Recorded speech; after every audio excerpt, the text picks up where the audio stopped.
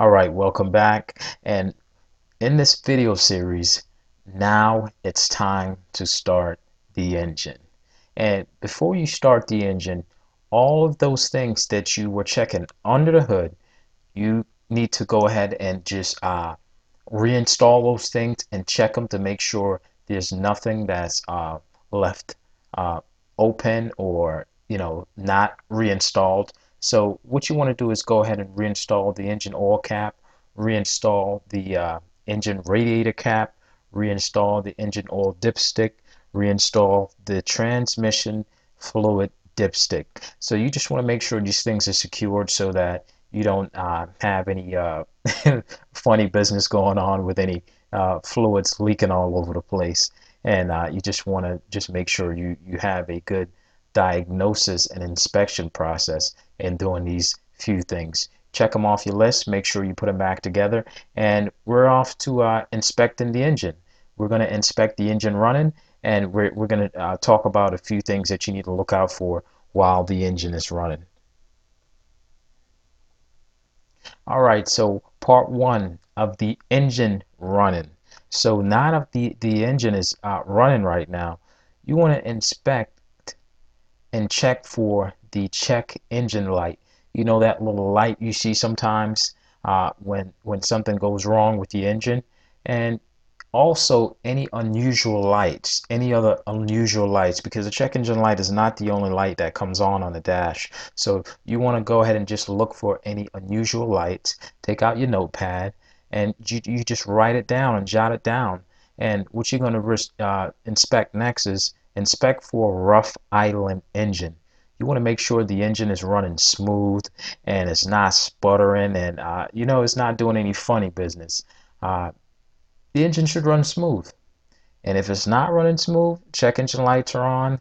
You want to note it down, and I don't want to say mark it off your list, but you also just want to be sure that whatever the problem is with the vehicle is not catastrophic.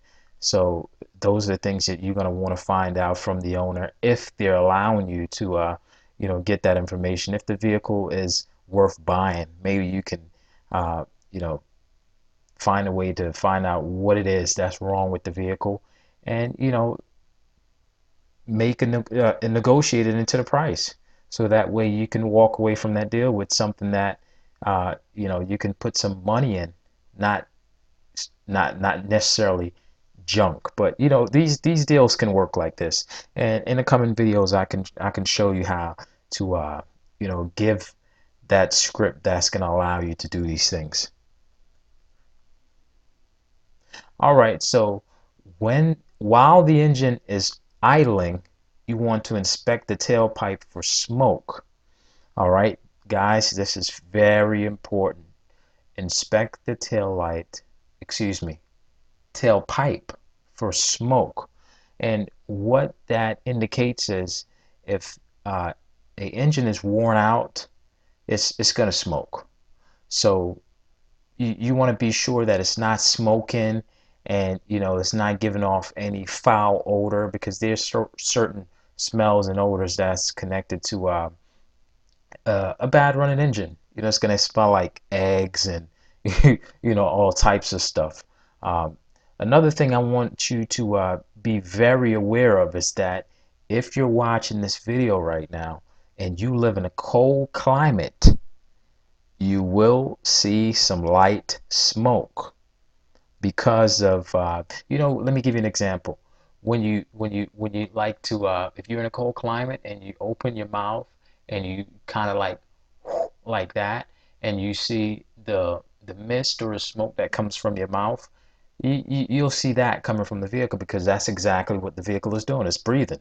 The same process is just a different thing that's doing the breathing, the vehicle. So you want to make sure the smoke does not look anything like what's in this image right now. If it looks anything like this image, or even when you drive it and it's smoking, guys, just hand over the keys back to that person and tell them to have a nice day, because that right there is a for sure sign that that motor is giving some problems, and you don't want to get involved with that. We want to get you on the right track to buying a good used vehicle right the first time, so you don't have to dump a bunch of money into it, or even, you know, get a bad deal just to start out with. So we want to avoid those vehicles and just take heed to those signs. All right, so while the engine is running, you're gonna, sit inside of the vehicle and just look at the gauges. The vehicle should run for at least 10 to 15 minutes. That's about the approximate time that it's gonna take to, show any signs of overheating and any funny business that's going on. So you just want to kind of watch the gauge and make sure the needle is not rising. And also in the coming video, I'm going to tell you what to do on a test drive to ensure that the vehicle is not, overheated. So you want to continue to let the engine run for a good while. Like I told you, 10 to 15 minutes. You're also going to leave it running for the remainder of the vehicle inspection. So all throughout this part, from this point on, the vehicle is going to be running. And once you figure out the process and how this works, it's going to be a breeze for you, because exactly how I have this system and plan laid out for you to inspect the vehicle from the beginning to the end is the way that you should do every single vehicle inspection. Don't worry about how long it's going to take, because as you do it, the speed is going to come. So don't be so concerned with, oh, the process is long. It's not long. It's just the process is not long. It just actually seems that way because this is your first time. But as you take yourself through the paces of doing a vehicle inspection, the process becomes easier and easier, and you will be checking these vehicles in no time. So that is it for the part of the engine running. See you in the next videos.